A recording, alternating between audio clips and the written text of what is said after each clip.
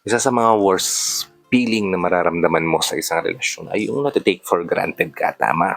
Naramdaman mo na ba yan? Na-take for granted ka na ba? Comment mo nga dyan sa baba kung isa sa mga na-take for granted. Well, kung hindi ka pa na-take for granted, ito yung mga signs, kapatid, o ito yung mga tips na dapat mong iwasan para hindi ka ma-take for granted ng taong pinili. Kasi kapatid, hindi ka biglang naging taken for granted. Nangyayari yan ng paunti-unti nang hindi mo namamalayan. Hindi dahil sa nagkulang ka sa kanya, kundi dahil sa may mga bagay ka na maliliit na hindi na itama sa umpisa pa lang. Okay? Kaya ito yung 5 bagay na yan. Interesado ka? Just keep on watching.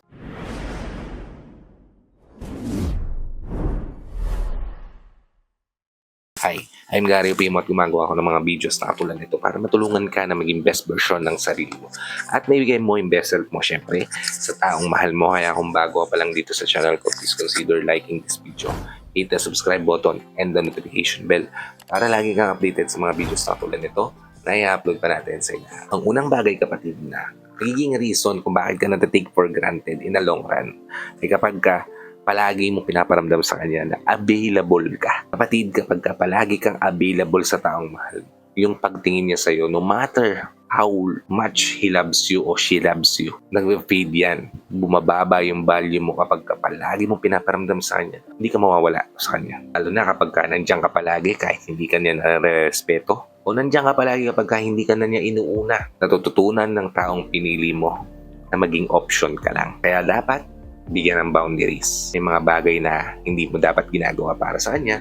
May mga bagay na dapat mong ginagawa para sa kanya. Kasi presence needs boundaries. Okay? Ikalawa, sobra-sobra ka magbigay ng pagmamahal. Kapatid, over-giving is always creating imbalance sa relasyon. Hindi pong ikaw yung palagi nag-a-adjust, ikaw palaging umuunawa, ikaw palaging bibigay ng reason para maging maayos yung relasyon nyo. Ikaw yung nagsasakripisyo kahit pa alam mo sa sarili mo na siya'y may mali. O kaya naman, alam mo sa sarili mo na nasasaktan ka. Nawawala yung mutual effort sa relasyon nyo. Ang love, dapat shared yan. Hindi dapat yan kinikerry ng isang tao. Kasi balance protects relationship. Also, yung respeto nyo sa isa't isa. Ikatlo, kapag ka hindi mo pinapakita sa kanya na nasasaktan ka, yung tinatago mo yung nararamdaman mo sa kanya, akala mo okay lang yun? Hindi. Kasi silence teaches people that the behavior is acceptable, di ba? Yung tipong tinatago mo yung nasasaktan ka dahil ayaw mo ng gulo, ayaw mo ng away, di ba? Binibigyan mo lang siya ng permiso para i-disrespect ka. Kasi unspoken pain becomes permission. Kaya, kung nasasaktan ka, be open about it. Ikapat, yung tinitiis mo palagi, yung paulit-ulit na sakit. Oo, eto na. Mistake happens. Lahat tayo nagkakamali, di ba?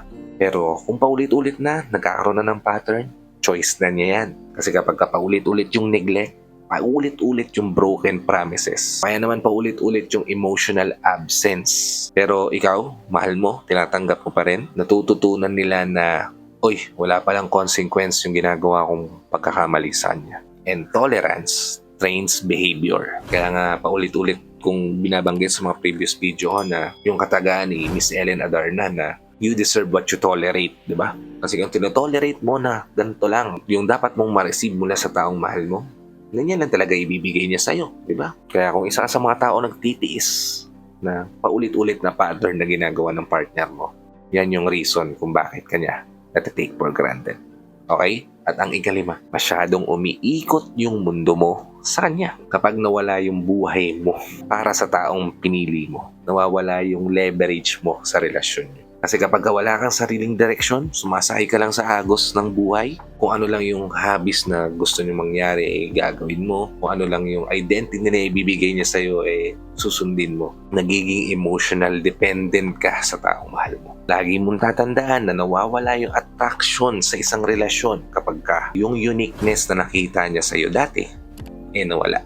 Kasi wholeness sustains values. At yun, kapatid, yung 5 bagay na nagiging rason kung bakit kanya nata-take for granted. Isipin mo mabuti kung meron kang ganitong quality.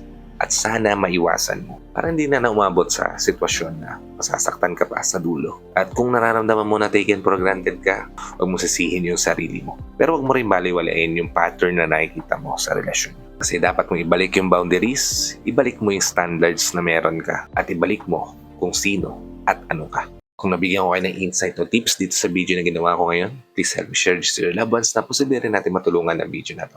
Para nakatulong na kayo sa kanila, nakatulong na rin ako sa kanila. Sa lahat pala ng OFW viewers natin at sa mga viewers natin dito sa Pilipinas na walang sawang nanonood, sumusuporta, palaging naka-tune in sa bawat video na ina-upload ko. Maraming salamat po sa pinagyan yung panonood at pagsuporta.